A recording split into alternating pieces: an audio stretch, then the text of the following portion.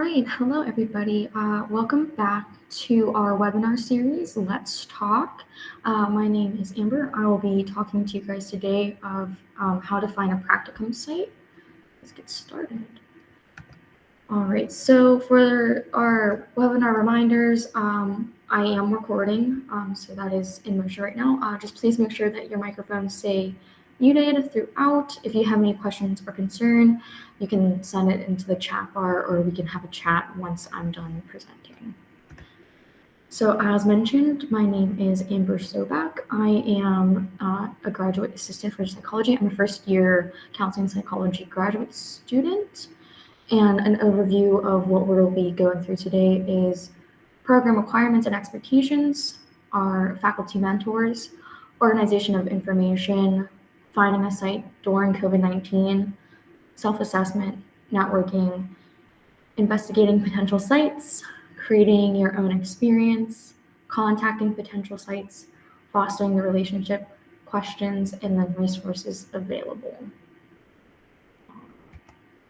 So the program requirements and expectations, all students going into practicum must have at least 3 semesters of your time here at RMU before being able to get into the course.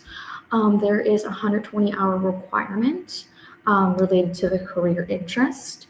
Practicums can be paid or unpaid, just depends where you go. So basically, you're going to try to gain experience with self-directed search for sites that mimic searching for jobs. It's not like a regular class. It's an independent class where you and your faculty advisor discuss the curriculum of what you'll be doing.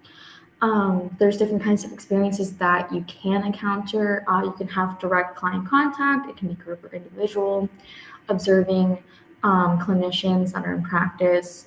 And many other experiences can be gained. When students reach out to sites and have like an established site, you will reach out to the practicum coordinator with the following information, which will be your application, your check sheet, the job description, your resume, and site information. Also, if it's a new site that we haven't used, you'll probably have to do an affiliation agreement, which I might be talking about in a little bit.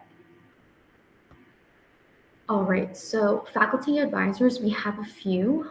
We have Dr. Monda, we have Dr. Pandit, Dr. Paul, Dr. Wheeler, and Dr. Newman Boone. She is new to our faculty. She joined us this fall. I have seen all of these professors doing practicum for a good bit, and I've heard great things about them being excellent mentors. So if you do plan on doing your practicum within the upcoming semesters, it would be good to start reaching out to them, as well as other resources that I'll mention towards the end of this presentation. So organization of information. There is different places on campus that provide assistance. If you need help with like developing your resume, your CVs, and those kind of things, the Center for Student Success and Personal Development is a great place to go. They will help prepare you for that, so you have the proper information you need. For assistance in interest of self-assessment, site interest, practicums themselves, you can get in contact with the practicum mentors. So it's important to do a self-assessment of your skills and competencies to see where you believe will be a best fit for yourself within different practicum sites of your interest. It's important to like explore and understand your interest, because this is going to be your career one day. Like, you want to find a site that's within your interest and where you think you will succeed in the most. There are different practicum objectives and focus areas, as most sites have different programs within them, within different groups or individuals or anything like that. It's important to have a current resume or CV that reflects your skill sets. You want to show off your skills. That way, practicum sites will see your skills and get that interest in you as well. It's also good to have a personal statement and writing samples to show your interest, everything you've been working on, what your interests are within the field, those kind of things. Creating a network contact list for your practicum search, that's also important to do. It's good to have multiple places and backup places if needed. Scheduling a meeting with psychology practicum mentors to discuss interest, which is within your self-assessment and site interest. So finding a site during COVID-19. Because of the pandemic, a lot of things have changed. So a lot of people are relying on virtual use, which includes social media. Building up your social media presence, this is in LinkedIn, Handshake, anything like that. It's good to have one of those and to start building up who you are as a person on these sites, so potential sites and potential employers can know who you are and see your fields of interest within our field. It's important to know that most interviews will probably be virtual because of COVID. So it's also good to be aware that if you are being in contact with sites, that can happen to you guys. There's an opportunities may be remote, again, because of COVID. There are virtual career fairs and networking events. And I know because COVID is getting a little bit better and stuff that they are starting to do things on campus. If you see on campus events, go to those. You know, your presence is noticed, especially when there are employers there. Increase your marketability, sorry. So that includes certification, skills, volunteering. If you are in any associations on campus, make sure you include that within your resume, your CV, basically building up who you are. So employers and or practicum sites are aware of who you are and what you are doing within the involvement of campus. Finding an interim job to improve skills and qualifications for your future career, that's an awesome thing to do. I know a lot of psychology students have done that and have gotten great experiences from it and have been able to start in good places. And creating your own virtual internships. This can be awesome to do. This is a new thing, obviously, because of COVID. By having this kind of pitch can show employers, like, hey, like this might be a good idea. And they might be like, oh, like we didn't think of that. So doing little different things like that would be useful and helpful for yourself. So keeping up to date with COVID-19, it's important to maintain awareness of the latest news of COVID with openings, closings, and guidelines. See what sites require vaccines and see if those sites allow face mask wearing because some people may not be able to get vaccinated or may not choose to be vaccinated. So it's important to see what the guidelines are within sites. And it's also important to know that some sites might only accept those who are vaccinated because of underlying conditions that some of their clientele can't face. I do want to make note of that because, you know, it's one of those things where they are trying to make sure that everybody is staying safe. Also, some sites may include those who are not vaccinated, but require the protective gear, PPE gear of masks, gloves, those kind of things. It's important at this point in time to confirm this with your sites because it's good to show that you are aware that there is a pandemic still happening. It's not done. It's not fully out of the way yet. So by showing that you are concerned and showing that your awareness of wanting to know what your site provides can be excellent because it shows that you care and you're determined to do your internship properly. Another thing to be is open-minded to different locations as not all locations are open. You have to find what is open and closest to what you're looking for. Unfortunately, it's one of those things where because of COVID, a lot of sites aren't taking interns and they'll probably won't be for a long time. I have currently been trying to update our practicum list for you guys, and it seems though I'm struggling because of COVID. And I'm trying my best to update this list for you guys as much as I possibly can to ensure that there are a good list of sites to still go to. And it's also important to know that being on site is more beneficial for the experience, and practicing guidelines for being safe is crucial right now because of COVID. So it's important just to be aware what's happening and checking in with us and checking in on different locations that you might be interested in your area. All right, so self-assessment. These are questions to ask yourself. So what are the practicum requirements of your program? I kind of briefly went over those. There's more requirements here in the psychology department. We have applications, we have things that you can look into. What are your skills and competencies that you possess? What are new competencies and skills that you want to develop? What are your interests? What is important to me in the work setting? What's your functioning level of supervision that you want, types of organizational missions and goals, constraints, and what kind of hours do you want? What is my schedule and how can this practicum fit into my schedule? What can I contribute to this agency or organization? What do I need to do? What do I need to do to grow professionally? And what are my overall goals?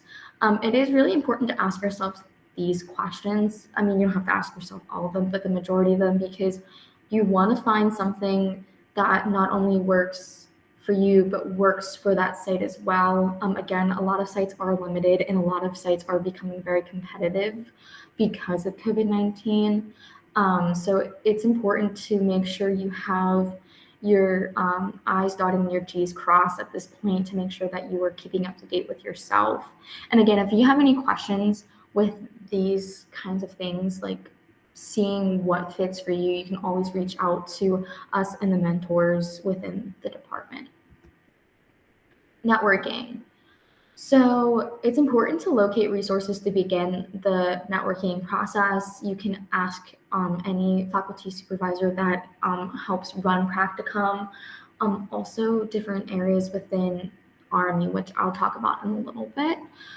It's good to identify a network of people, whether this is former or current psychology students, professors, academic advisors, career and development center faculty, organizations, etc. Basically, you want these people who can provide you with relevant information and referrals. You want to contact the network of people to learn about the organization ahead of time. Prepare intelligent questions that allow you to learn about the experience in the field and this organization in particular, and ask for a recommendation or reference letter from specific contacts, whether it's mentors, professors, and stuff. I've had previous professors in my undergrad write references and recommendations for me. So it's really good to have those kind of recommendations on your side. All right. So investigating potential sites. Basically, you want to gather information about the potential practicum site, whether it's the profile, the culture, the mission, the areas of specialization, the major accomplishments, current issues, and supervision. It's good to gather that information to see if this site is within not only your interests, but fits to your needs of what you think will be the best experience for yourself. Evaluating potential practicum sites can include some of the following questions you can be asking yourself. Does this site fit my requirements of my program? Does the site fit my interest? Does the supervisor have the job that I would want potentially? Does the site fit the kind of hours I want? Does it fit my schedule? Does it satisfy my needs as a learner and future professional? And does this site help accomplish my goals? These are all really good questions to ask while going into practicum, because you want to make sure that you're finding a few areas of interest that you think will be your best fit for when it comes time for graduation and moving on within your career. So it's really good to make sure that it has the people you want, it has the kind of hours that are good for you, that fit your schedule, because you will be taking other classes during practicum. It's good to make sure that it satisfies your needs as a learner.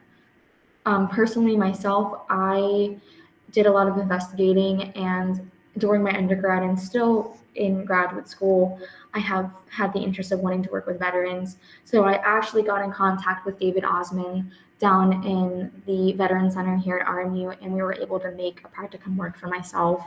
It was a great experience. I learned a lot, and I got to do a lot with the veterans here at RMU. So it was like an experience worth my while. So creating your own experience. You want to take the time to create goals with the supervisor to ensure that you both agree on the expectations for the experience. You want to utilize your resources wisely, take advantage of specialized knowledge and other staff. You're going to want to talk with other professionals that may be a staple at your new practicum site. Ask for outside tasks. Talk to the staff for recommend readings or trainings. Some sites offer trainings for their staff, and it may be beneficial to see if you can observe.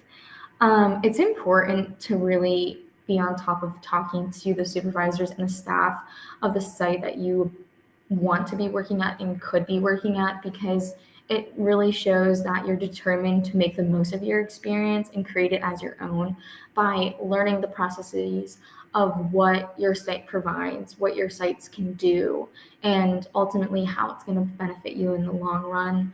So it's really important to step out of your box, step out of your comfort zone, even though that could be a challenge to some people. It's important to do it for practicum because these could be future employers for yourself. So contacting potential sites, in the semester prior to completing your practicum, you're going to want to learn about the organization and contact person ahead of time. Email and call, be persistent. You might seem like you're being a nag if you send 3 emails in 2 weeks' time. I promise you, you're not. Some of these sites are really busy, and because of COVID, there's been a major shift on how these sites are being run. So sometimes supervisors and staff might not always have time to get back to you right away. Persistency can be very beneficial in this kind of thing. If you don't hear anything back within an email within a few weeks, even sending out an email or 2, make a phone call, follow up with that phone call and just see what's going on. Make sure you let them know that you are very interested in any possible positions. Seeing that pique interest and by being persistent, that could work in your favor. Ask questions, especially before you go on an interview for a potential placement. There's nothing wrong with asking things you might need to know before proceeding with an interview. You can ask about hours, credentials of your supervisor, video and audio recording capabilities if needed because of COVID, patient demographics, area of specialization, theoretical orientations, etc. You want it to fit for you as a whole, and so making sure that all of these work is essential. And you have to make sure it's the right fit. Circle back to your self-assessment questions and make sure your answers match your practicum site and fulfill all of your professional needs.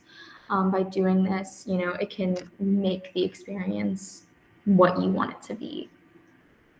So fostering the relationship, once you have found a site, take the time to foster that new relationship. Make the most of every opportunity. Put in the extra effort to show that you are interested, motivated, and thankful. Don't take the site or supervision for granted. And this may pave the way to creating an affiliation agreement to benefit other students down the road. So if you come across a site that we don't have on file and you foster this relationship with that site and with the supervisors and staff, you could be potentially helping other students in the future. And that could go a far way, especially because of the pandemic. A lot of sites around here are becoming very strict and becoming very competitive. So if you have that opportunity to bring us a new site and your experience is awesome because you took the time to foster your relationship with your site, you could really help out some people in the future. Okay, does anybody have any questions or anything? Is it 100 hours or 120? Because the slide said 120, but I think Dr. Pandit had told me it was 100. So I just want to double check. It's 120 for undergraduate students. It's 100 hours for graduate students because we have ones later. But before we proceed with any questions, I'm actually just going to go to one more slide because I have one after this. There are multiple resources on campus, even though it might seem limited, it's not. Again, I'm Amber Sobeck. I'm the first year GA, and the second year GA is Brianna. You can email us at any point of time if you guys need to. There is the Career and Professional Development Center. Here's their information. I'll be posting this onto YouTube so you guys can take a look. There's also the Center for Student Success and Personal Development and the Writing Center. Utilize these because they will help you get to where you need to be. But I'm actually gonna end it here real quick. Just give me 1 second.